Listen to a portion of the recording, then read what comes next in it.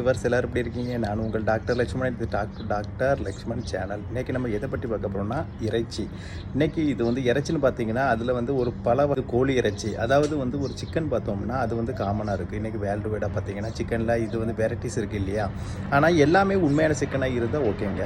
இப்போ வந்து சிக்கனில் பார்த்தீங்கன்னா எல்லாமே உண்மையான சிக்கன் வந்து இது சொல்ல முடியாது. வந்து ஸ்டெராய்டுன்னு போட்டு என்ன பண்ணுறாங்கன்னா அந்த இது வெள்ளைக்கோழிகள், இது பிராய்லர், அதை வந்து வெள்ளைக்கோழிகளை ஸ்டெராய்டு போட்டு இது வளர்க்குறாங்க இல்லையா? அப்படி வளர்க்கும்போது அந்த ஸ்டெராய்டை நம்ம டெய்லி சாப்பிடும்போது அது நம்ம பாடியில் கொஞ்சம் கொஞ்சமாக சேர்ந்து பல உடல் உபாதைகளை ஏற்படுத்தும். இறைச்சின்னு பார்த்தீங்கன்னா இன்றைக்கி கோழி இறைச்சின்னு சொன்னேன் இல்லையா, அது சிக்கன். அதுக்கு அடுத்தது பார்த்தீங்கன்னா ஆட்டு இறைச்சி, அது வந்து மட்டன் சொல்லுவாங்க இல்லையா, அது வந்து ஃபேமஸ்.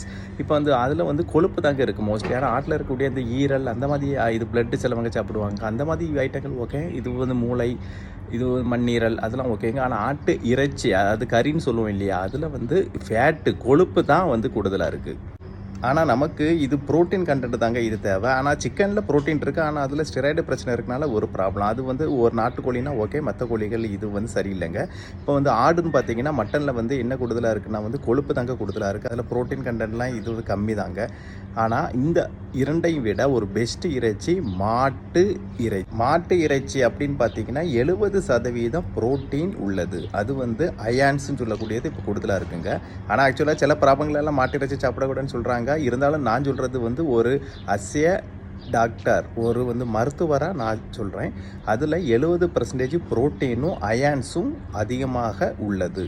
ஸோ நம்ம இந்த மாதிரி பார்த்தோம்னா மாட்டு இறைச்சியில் மட்டும்தாங்க 70% வந்து ப்ரோட்டீனும் அயன்ஸும் கூடுதலாக இருக்குது, ஓகேவா?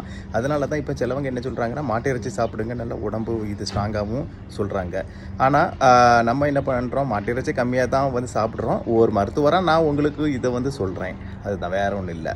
இப்போ வந்து கோழி இறைச்சிலாம் பார்த்தீங்கன்னா அதுலேயும் ப்ரோட்டீன் இருக்குது. நான் ஏற்கனவே சொன்ன மாதிரி அதில் என்ன இருக்குன்னா ஸ்டெராய்டு போடுறது பிரச்சனை. இப்போ வந்து ஆட்டு இறைச்சி, அதாவது மட்டன் பார்த்தீங்கன்னா அதில் கொழுப்பு தாங்க கூடுதலாக இருக்குது. ஸோ அந்த ரெண்டு கூட கம்பேர் பண்ணும்போது இப்போ பெஸ்ட்டுன்னு பார்த்தா ஒரு மாட்டு இறைச்சி தான். அதில் வந்து கூடுதலான நான் சொன்ன மாதிரி ப்ரோட்டீனும் அயான்ஸும் இருக்குது. ஸோ இன்றைக்கி அயான் பிரச்சனை காமன்ங்க. முக்கியமாக வந்து ஃபீமேல்ஸ் பார்த்தீங்கன்னா ஒரு 30 வயசுக்கு மேலே பார்த்தீங்கன்னா இரும்பு சத்து அப்படின்னு சொல்லக்கூடிய அயான் சத்து இது வந்து கம்மியாகிடுதுங்க. ஸோ அதை கூடுதலாகணுன்னா மாட்டு இறைச்சி சாப்பிடலாம்.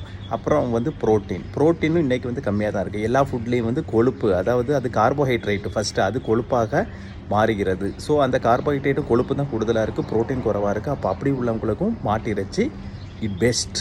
இது வரைக்கும் என்னோடய சேனலை சப்ஸ்கிரைப் பண்ணலாம், சப்ஸ்கிரைப் பண்ணுங்கள். இந்த வீடியோவை மறக்காமல் உங்கள் ஃப்ரெண்ட்ஸுகளுக்கும் ஷேர் பண்ணுங்கள், அவர்களும் பார்த்து பயன் அடைய வேண்டும். பாய்.